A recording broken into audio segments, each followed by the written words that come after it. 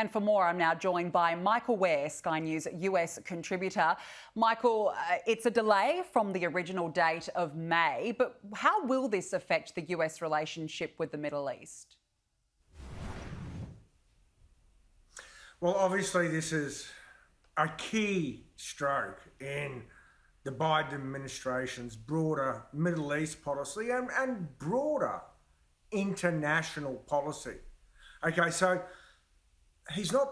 the Biden administration is not breaking the May 1 deadline that it's set with the Taliban, but it's certainly stretching it to the end of December. And what's important to note here is that this withdrawal to be announced by President Biden tomorrow is not what we call conditions-based. So it doesn't matter what's happening on the ground in Afghanistan, we're getting out anyway. And when I say we, I do mean Australia, because once the US withdraws, so does NATO and so does Australia.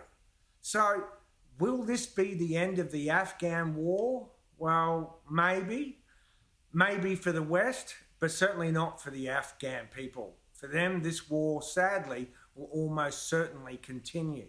But for the Biden administration, it's very important for them to get their focus off Afghanistan because, as the White House press spokeswoman said, they want to shift their focus to where it really belongs, on the threats America faces today. And just a few hours ago here in the United States, the intelligence community issued its latest threat assessment. And it said the most dangerous threats to the US at the moment are Russia, China, North Korea, and Iran. Now, Iran is another problem that the Biden administration is trying to tackle head on. It wants to get back into the nuclear deal that the Trump administration tore up with Iran. Problem is, as early talks have only just resumed last week, over the weekend, it seems that the Israelis blew up a part of a nuclear facility in Iran, further antagonizing the Iranians and perhaps jeopardizing President Biden's plan to make a new nuclear deal. Either way, the Biden administration wants to put Iran, as I've been told, in a box so it can further shift and focus on the real threats. And militarily, for them, that's China.